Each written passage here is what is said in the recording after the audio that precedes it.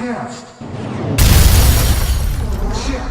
1, 2. I think for us, one of the biggest benefits is that I guess it's negatively impacted our revenue potential in the last couple of years, that we didn't have a product that was hitting this market space. But the good news is it's the last one we've developed, which means everything that we've learned along the way can be applied and brought to bear in this product. So I think it's been a significant benefit. All of our processing techniques, the acoustical philosophy and all that kind of stuff is really I noticed you guys are using the UX 880s up there. How much of the mojo is in the box and how much of the mojo is in the processor, would you say? I'd say there's quite a bit of mojo in the box. I mean, as Jeff mentioned, we started off with the transducer development, and that's actually one of the other reasons for having the line rate that we have, the small 740. I mean, transducer technology is continuing to improve, so you can fit smaller transducers in smaller boxes that give you the same results as larger boxes from 5 years ago. So there was certainly a lot that went into the transducers and the box design.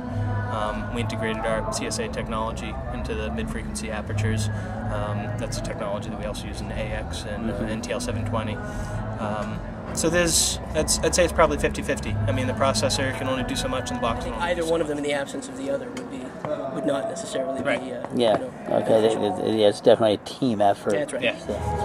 Okay, we're here with Kenton Forsyth, the KF behind all those great EAW products. And what was the thinking with this new line as far as where it fit in with everything else? Well, we're looking for something to fit in between our 730 and 760, mainline touring line array systems.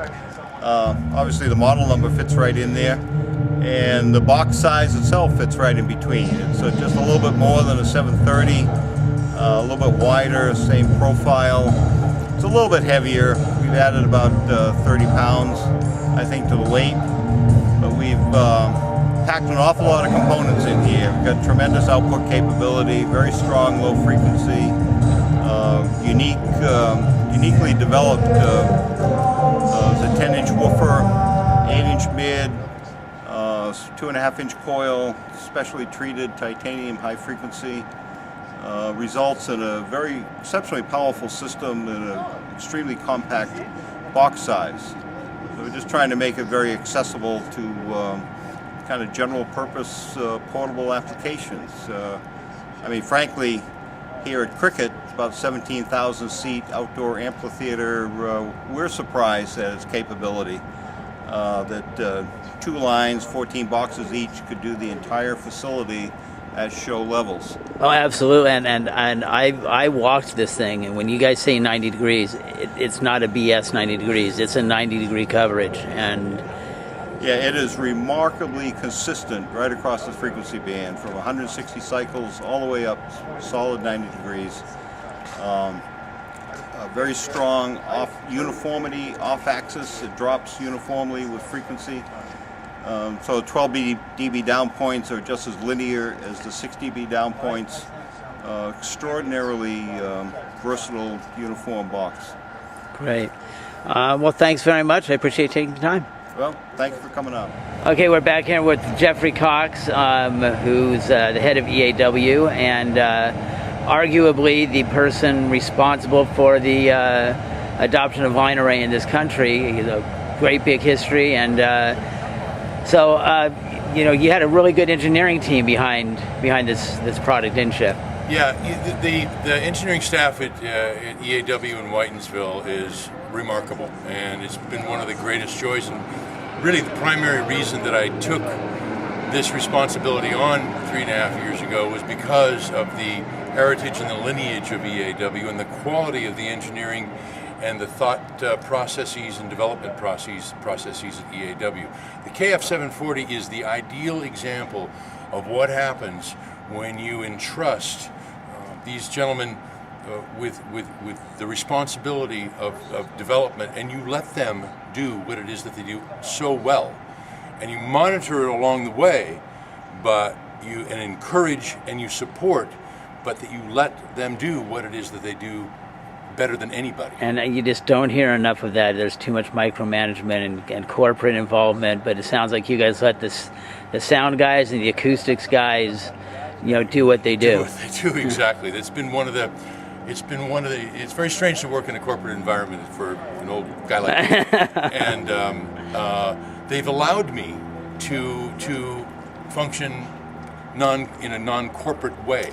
And they've given me a lot of rope and a lot of time, and they've given me the respect to be able to accomplish something that has been challenging at times. You know, EAW was in a position where it was not focused, and we needed to redesign our vision and where we could go, what we knew, and how to get there.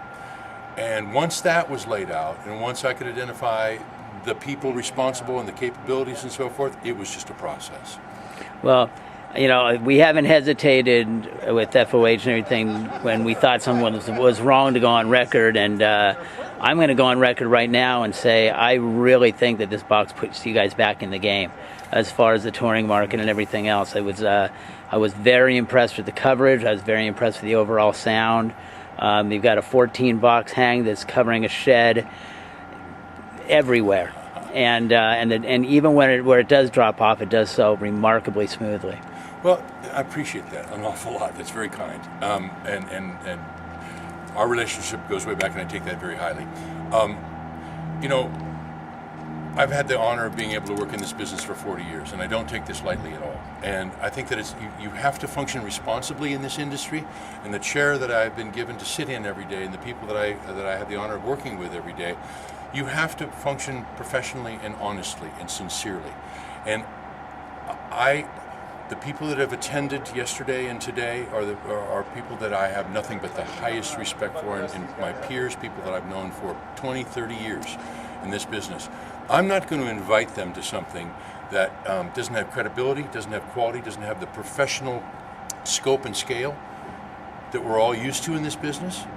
This industry, we have to treat this seriously and with all the respect in the world. We're lucky that we're to be able to do this. Absolutely. And therefore, this is an important milestone. This is an important time for EAW. So many things are functioning.